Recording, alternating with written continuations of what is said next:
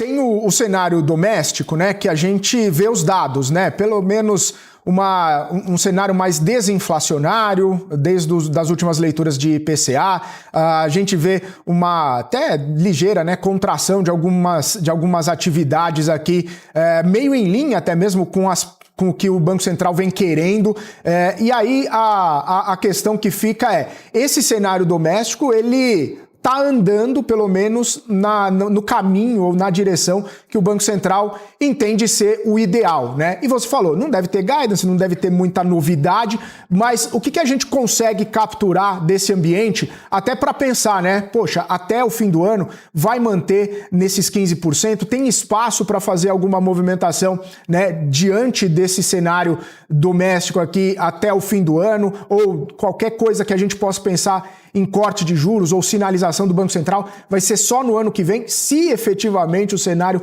se concretizar. Eu sei que está tudo muito incerto, mas a gente vai tentando capturar um pouco das percepções, né? Cenário externo, cenário doméstico, com os dados que a gente tem na mão, o que a gente pode pensar, Helena, em relação a pelo menos a trajetória, né, do que o Banco Central bastante observa em relação à dinâmica da atividade, a emprego, a inflação, efetivamente, fiscal também. Como que está essa percepção, essa projeção?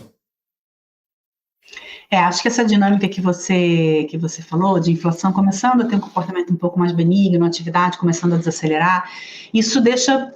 Nesse momento, pelo menos no cenário, claro que no Brasil daqui a uma semana tudo pode mudar, mas nesse momento isso deixa uma leitura de que, de fato, o próximo movimento vai ser de corte, embora o Banco Central tenha deixado ainda uma dúvida, acho que está meio dado que o próximo movimento vai ser de corte. Quando isso vai acontecer? Eu acho que essa é a grande dúvida, e é aí que economistas e mercado divergem um pouquinho. Eu acredito que até o final desse ano o Banco Central mantenha essa taxa Selic em 15%, e aí sim, no final do ano, talvez ir lá para novembro, até em dezembro, sinalize que os cortes podem começar, mas na minha leitura não começam no final desse ano. Por quê? Porque, de fato, a gente tem uma inflação que começa a dar um sinal de uma composição um pouco mais benigna, mas é uma inflação que está muito acima do teto da meta, né? A Focus está há quase 9 semanas, se não me engano, trazendo queda nas projeções de IPCA, mas o IPCA ainda acima de 5,20, quando o teto da meta é 4,5. Então, a gente ainda tem, para esse ano e para o ano que vem, uma projeção de inflação desancorada. Quando a gente olha a projeção de mais longo prazo, até 2028, a gente tem expectativas de uma inflação fora do centro da meta de 3%. Por que isso acontece? Basicamente porque a gente tem a questão fiscal que não está resolvida. Na verdade, a gente tem falado muito pouco dela nas últimas semanas, porque agora a grande preocupação são tarifas, mas a questão fiscal continua exatamente a mesma. A gente, esse ano, provavelmente cumpre o arcabouço fiscal, mais uma vez por conta de receitas extraordinárias, dessa vez por conta de pré-sal. Mas o comprometimento fiscal que a gente queria ver, corte de gasto, uma trajetória mais sustentável de dívida, isso continua não sendo resolvido. Então, isso continua impactando as expectativas de inflação. Do ponto de vista da atividade, é isso, a atividade começa a desacelerar um pouquinho, sim. A gente vê alguns setores específicos que já dão sinais mais claros, embora o mercado de trabalho ainda esteja um pouco aquecido. Me parece que agora, assim, nesse finalzinho, nessa reta final de ano, a gente deve começar a ver algum desaquecimento no mercado de trabalho, ainda bastante lento, mas algum desaquecimento, e a atividade vai desacelerar.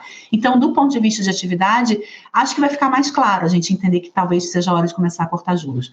Do ponto de vista de inflação, o Banco Central vai precisar de um pouco mais de tempo para justificar esse corte, mas vai cortar.